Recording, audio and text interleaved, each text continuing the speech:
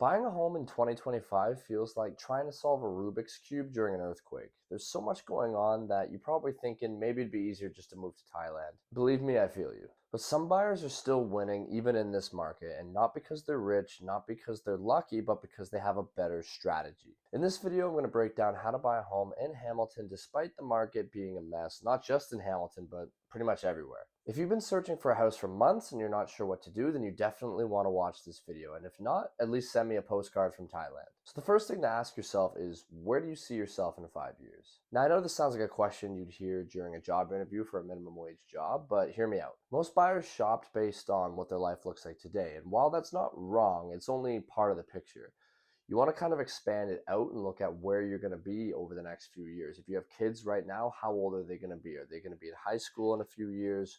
How is your life going to look? And you want to plan for that. Like, where will you be working in the future? Will you be working from home and need a home office? You want to make sure that you plan for that. Otherwise, you could just end up stuffed in the laundry room. If you're planning to stay in this house for at least 5 to 10 years, and I always recommend you buy real estate for the long term, not just the short term, then you're going to want to make sure that it fits the version of your life that you will be having in 5 to 10 years as well. Make sure that you don't chase the forever home. Almost nobody buys their forever home on their very first go. Most people move every 5 to 7 years. It's a fairly normal thing. You're not going to be finding that perfect detached house with 4 bedrooms in Ancaster the very first try. It's pretty rare to do that. And that's totally okay too. That first home is meant to establish your financial foothold, and then you can scale and move up later. Obviously, if you have the means, then go for it. Try to find that forever home. But if money's a little bit tighter and you're not quite sure how you're going to get into the housing market, don't worry too much about finding that perfect home.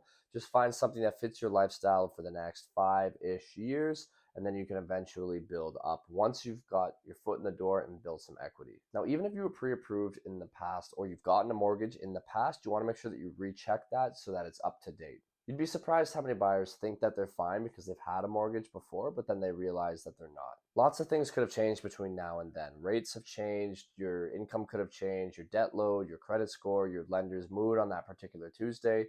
It all could have changed. You need to talk to a real mortgage broker before you even think about browsing House Sigma again. I see you there. Put that phone down. Don't do it. Don't do it. This will allow you to figure out your max purchase price and also your monthly budget. Not having a pre-approval is like shopping without your wallet. Let's imagine that you go out looking for houses and you find one that you like. You don't know if you can actually afford it. And even if you can, let's say you want to put in an offer to buy it, now you have to scramble to get your pre-approval done.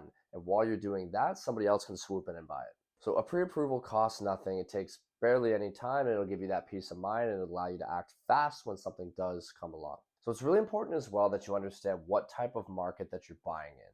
This is the secret sauce that nobody talks about because it's going to dictate what type of strategy makes the most sense for you to get the best possible deal. And this is true whether you're buying or selling. So right now in general, Hamilton is leaning more towards the buyer side, but that's not everywhere. That's just a general overall market trend. So the main metric when we're looking at whether we're a buyer's market or a seller's market is the months of supply. So that's basically just how many months it would take for all the listings that are currently on the market to sell if no new ones were introduced. So a quick and easy way to do it is you count how many homes are currently on the market. Let's just say there's 100. And then you count how many homes sold in the previous month. So let's just say 25. You divide the amount that's currently on the market by the amount that's sold. So 100 divided by 25, you get 4. So we're at 4 months of supply in that scenario. So that means it would take 4 months to sell all those houses on the market if there was no new listings put up for sale. So when that number is between 0 to 2 months, it's a seller's market. Between 2 to 4, it's considered more of a balanced market. Neither sellers nor buyers have an upper hand. And from 4 plus, it's a buyer's market. So this tells you kind of how aggressive you need to be, whether lowballing makes sense. It usually doesn't, but sometimes it makes more sense than others, and how long a listing is going to last on the market before somebody else jumps in and scoops it up. So Hamilton is currently around 4 months of supply, which puts us in buyer's market territory. Now, this is great news if you're a buyer. However, the good homes are still selling fast. The ones that have the good layouts, the ones that are priced well, the ones that you actually want, those ones are still going fast. So don't just drag your feet because it's a buyer's market. You still got to act quickly. Now, if you already own a home and you're wondering whether or not you should buy or sell first, here's a good rule of thumb. In a buyer's market, you want to sell first, and in a seller's market, you want to buy first. Basically, you want to tackle the harder part of the transaction first. In a buyer's market, homes sit longer and they're harder to sell, which means that if you go out and you buy something before you've actually sold your house, you might be stuck in a situation where you now have two houses that you have to hold because you can't sell your original one. Whereas if you sell it first, now you know exactly what it sold for, so you know how much your budget is to go buy the new one, and you don't have the stress of now having to worry about not selling that potentially. And let's say hypothetically you don't sell it, well, you still haven't bought anything and you're not in a situation where you're now forced to. And same thing in a seller's market. If homes are flying off the shelves quickly and they're really hard to buy, you find something first, you lock it up, and then you sell yours quickly and for top dollar. And you can also do a hybrid strategy where you do both. Usually you list your house and then you go out house hunting at the same time. That's generally what I'd recommend. It depends on your situation, but it's always smart to do both at the same time, so you're not wasting time sitting there while you wait for your house to sell.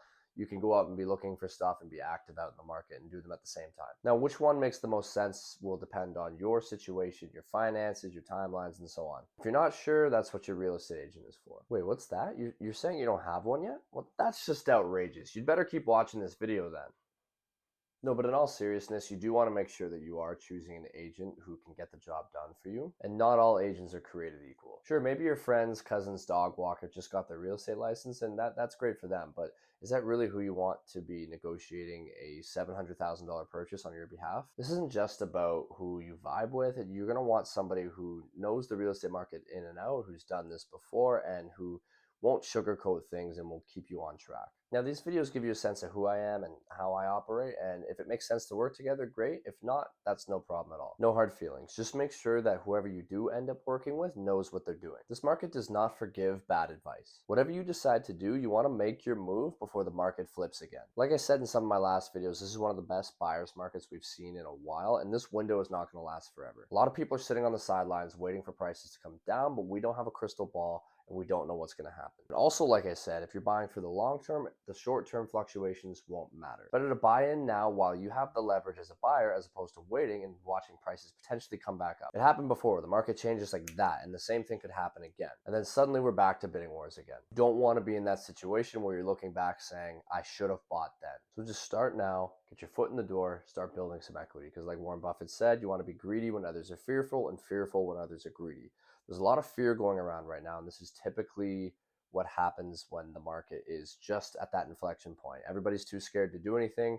The people who win big are the ones who decide to go all in and gobble up all of that market share. And you don't have to guess your way through this. If you want some advice, you want to book a free buyer consultation with me, my contact info is up on the screen. You can call or text or email. And if you also want my free first-time home buyer survival guide, it'll just walk you through the entire process of buying a home, start to finish. You can just send me a message and I'll send that right over to you. Thank you so much for watching. Don't forget to like and subscribe, and I'll see you in the next one.